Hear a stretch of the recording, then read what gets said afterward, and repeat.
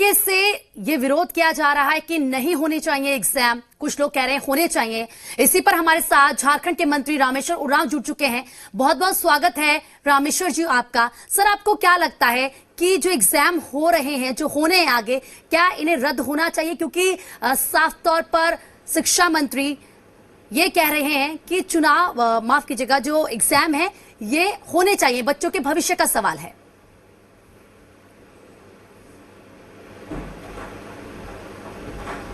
धन्यवाद हमको जोड़ने के लिए। जी। हमारे साथ भाइयों के साथ, बहनों के साथ जी। हमारी पार्टी के सभी लोग आज पूरे देश में विरोध दिवस मना रहे हैं जी। कि ये परीक्षाएं नीट की और जेईई की नहीं हो, आगे टाला जाए, आगे इसको ले जाया जाए। जी। कारण स्पष्ट है, जब 500 कोरोना संक्रमित लोग थे तो लॉकडाउन हुआ था, पूरी अर्थव्यवस्था चौपट हो गई, लोग पैदल चले जी। किसी ने कुछ कहा नहीं, देश की सरकार ने कुछ नहीं कहा, उफ नहीं किया जी। किसी तरह से झारखंड सरकार ने प्रवासी मजदूरों को लाया, ट्रेन के मार्फत से, बस के मार्फत से और हवाई जहाज से। पूरा देश जानता है इसको। ये किसानों को नहीं सुनती है सरकार जी, ये मजदूरों को नहीं सुनती है सरकार, अब छात्रों को भी नहीं सुन रही है। हम कह रहे हैं कि हाँ, झारखंड मतलब क्या, गांव देहात। जी सर, देखिए ग्रामीण इलाका से बच्चे कैसे आएंगे जी, कैसे आएंगे? देखिए, जो शिक्षा मंत्री हैं रमेश पोखरियाल निशंक, उनका ये कहना है और जो बातें कही गई हैं कि अगर एग्जाम नहीं होते हैं तो जो बच्चों का भविष्य है कहीं ना कहीं उस पर खतरा आएगा। क्योंकि अगर एग्जाम अभी नहीं होते हैं, नवंबर में होते हैं, फिर क्योंकि नवंबर में पॉसिबल नहीं है, दिसंबर में हम करते हैं तो रिजल्ट जनवरी में आएगा। ऐसे में जो नया बैच शुरू होगा उसके लिए भी दिक्कतें होंगी, यानी कि जो पूरा एक साल है वो वेस्ट हो जाएगा।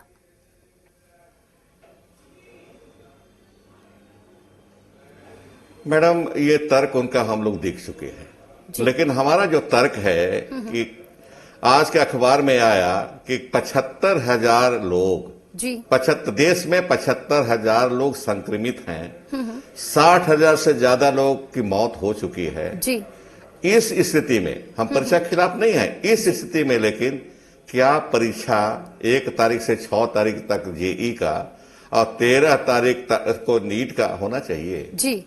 कोई भी व्यक्ति, समझदार व्यक्ति जी, जो देश के लोगों के बारे में, देश के बच्चों के बारे में सोचेगा, वो यही कहेगा कि परीक्षा को टाला जाना चाहिए जी। परीक्षा आगे बढ़ाया जाना चाहिए, है ना? ये इसमें दम है। हम नहीं कहते हैं कि उनका ईयर खराब हो, ईयर नहीं हो, लेकिन काट करके अब दीजिए, इसको कुछ अधिक कम कर दीजिए, 1-2 महीना देख लीजिए, जब संक्रमण कम हो जाएगा जरूर कीजिए। हम कहां कह रहे हैं कि परीक्षा मत कीजिए, हम इतना ही कर रहे हैं कि आगे बढ़ा दीजिए। ठीक है सर, बिल्कुल, क्योंकि हमारे साथ बीजेपी विधायक दल के नेता यानी कि बाबूलाल मरांडी जी भी जुड़ चुके हैं।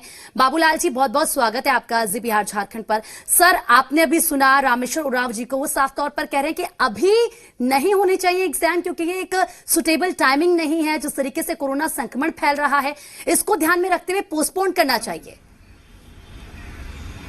नहीं, उनका ऑडियो ना नहीं, देखिए, आप सबने देखा होगा कि हमने उनकी बात को भी सुन रहे थे और उनकी अपनी जगह पर जो भी सुझाव है वो अपनी जगह पर ठीक ही हो सकता है, हम उसको ये नहीं कर रहे। लेकिन आपने देखा होगा कि मामला सुप्रीम कोर्ट तक पहुंच गया था जी, और फिर सुप्रीम कोर्ट ने भी कहा कि आप पूरी सावधानी बरतते हुए बच्चों के भविष्य के साथ आप ऐसा नहीं कर सकते। तो मुझे लगता है कि अब जब सुप्रीम कोर्ट ने कहा तो फिर मुझे नहीं लगता है कि फिर अब हमें बैक होना चाहिए, बल्कि इसको एक चुनौती के रूप में सरकार को लेनी चाहिए। जी, बच्चे कैसे आवे, एग्जाम कैसे हो, और जो कोरोना में जो जो प्रिकॉशन हमें लेना होता है, जिसको जो निर्देशित किया गया है, जी जी, उन सभी चीजों का पालन करना चाहिए। बाबूलाल जी, क्या वजह है कि साफ तौर पर राज्य सरकार इसका विरोध कर रही है, ये कह रही है कि एग्जाम नहीं होने चाहिए, पोस्टपोन्ड एग्जाम को करना चाहिए? क्या लगता है आपको कि क्या जो गाइडलाइंस होनी चाहिए, जिस तरीके से उसका पालन होना चाहिए, जिस तरीके से पूरी सिचुएशन होनी चाहिए, तैयारियां होनी चाहिए, क्या वो पूरी नहीं है, इसीलिए राज्य सरकार विरोध कर रही है? नहीं, मुझे ये तो लगता है कि राज्य सरकार की असमता भी ये प्रदर्शित होती है। और ये आपने देखा होगा कि आज से 2 दिन पहले कांग्रेस पार्टी के जो अध्यक्षा है श्रीमती सोनिया जी, जी। तो उन्होंने बैठक बुलाए थे कई एक राज्यों के मुख्यमंत्रियों की, जी। तो 7 राज्यों की, जो ऑनलाइन ही सब हुआ था। और उस समय ये निर्देशित किया, तो ये बिल्कुल लगता है कि वे कांग्रेस की ओर से ये प्रायोजित है कि भाई काम नहीं हो तो कहता है काम करो, और काम जब करने के लिए सरकार आगे बढ़ती है तो बोलता है कि गड़बड़ होगा, मत करो। तो आखिर करे तो करे क्या सरकार? अब जब सुप्रीम कोर्ट ने कहा कि नहीं, आप बच्चों के भविष्य को इस प्रकार से आप आधार में नहीं छोड़ सकते हैं, क्योंकि समय निकलते जाएगा, तो हमें लगता है कि उन्होंने कहा कि नहीं, आप एग्जाम आप लीजिए। जी। तो और बहुत हमने देखा अखबार में भी, तो बहुत से लड़कों ने, हमको लगता है 80-90% लड़कों ने क्या कहते हैं, एडमिट कार्ड को भी लोगों ने डाउनलोड कर लिया है। बिल्कुल, यानी वो लेकिन लड़के लोग देखिए एग्जाम बाबूलाल देने जी, को बहुत तैयार सारे हैं। ऐसे बच्चे हैं जो वो साफ चाहते तौर हैं पर कि जब भाई हमसे हम बात सुरक्षित करते हैं तो वो तरीके से कहते हैं वहाँ कि वो खुद को सुरक्षित नहीं महसूस कर पा रहे हैं, क्योंकि कोरोना संक्रमण जिस तरीके से फैल रहा है, जिस तरीके से लोगों को अपनी जद में ले रहा है, उसके बाद उनको कहीं ना कहीं डर तो लग रहा है कि घर से बाहर निकलेंगे, कहीं कोरोना संक्रमण उन्हें हो गया तो फिर आगे क्या। वो कह रहे हैं जान है तो फिर जहान है। नहीं, मैंने क्या कहा, हमने कहा कि दोनों प्रकार की स्थिति है, लेकिन हम जो देखें कि अधिकांश लड़कों की जो स्थिति है या माँ बाप की कि नहीं, हमें एग्जाम देनी चाहिए और हमारा समय लैप्स नहीं हो, तो ये अधिकांश लड़कों का, जैसे आपने देखा ना कि अधिकांश लड़कों ने एडमिट कार्ड को डाउनलोड करा लिया, तो इसे साफ दिखता है कि नहीं, अधिकांश लड़के एग्जाम देने के पक्षधर हैं। जी जी। तो हमें लगता है कि राज्य सरकार को या जहां भी सेंटर हो या केंद्र सरकार को, तो ये सारी मिलजुल करके इसको तैयार करनी चाहिए कि कोई लड़के छूटे नहीं, सब लोग एग्जाम दे सके और सुरक्षित तरीके से लोग एग्जाम दें। ये चुनौती है हमारे लिए भी, एक ट्रायल होगी, अवसर होगा, इसका उपयोग करने चाहिए सरकार को, इस अवसर को गंवाने नहीं देना चाहिए। बिल्कुल बिल्कुल। बाबूलाल जी, मैं आपसे एक लास्ट कमेंट जरूर चाहूंगी, क्योंकि जिस तरीके से हमने देखा, चाहे हम कांग्रेस की बात कर लें, चाहे जो विपक्षी पार्टियां हैं और राज्य में उनकी हम बात कर लें, जितने भी केंद्र दफ्तर हैं उनके बाहर वो प्रदर्शन कर रहे हैं, ये कह रहे हैं कि एग्जाम नहीं होना चाहिए। तो क्या ऐसे में बीजेपी कुछ सोच रही है?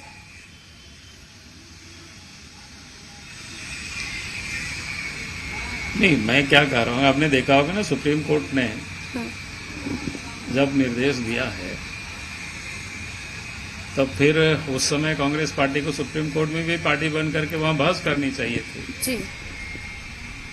अगर कल एग्जाम नहीं होती है तो सारे के सारे लोग तो उस समय यही कहते। आज तो जब सुप्रीम कोर्ट ने कहा, तो लोगों ने कहा रहा है कि नहीं नहीं, अब एग्जाम नहीं होना चाहिए।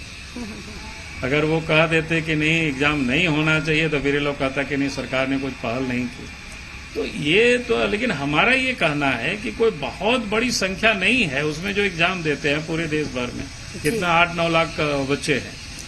तो हमें लगता है उसको सुरक्षित तरीके से एग्जाम दिलाया जा सकता है। सेंटर को और अधिक जगहों पर उसको बना करके और फिर सब लोगों का एग्जाम दिलाया जा सकता है। जिला केंद्र में, जिला तक तो सब लोग आ ही रहे हैं, वहां तक तो गाड़ी है, बाकी सारी चीजों से लोग आते ही हैं। जी। तो सरकार को सिर्फ व्यवस्था करनी है। हमें लगता है, मैंने तो उसका रिकॉर्ड देखा नहीं है, झारखंड में आखिर कितने बच्चों का सेंटर होगा। तो हर जगहों पर जहां जहां जो महत्वपूर्ण क्षेत्र है, जिला है, वहां पर सेंटर कर देनी चाहिए। तो हमें नहीं लगता है कोई बहुत दिक्कत। और यानी कि बिल्कुल चुनौती की तैयारी, प्रॉपर स्ट्रैटेजी होगी तो एग्जाम कराने में कोई दिक्कत नहीं होगी, ये आप कह रहे हैं। बहुत बहुत शुक्रिया बाबूलाल जी आपका हमारे साथ जुड़ने के लिए। रामेश्वर उरांव जी का भी बहुत बहुत शुक्रिया अपनी राय हमारे साथ रखने के लिए।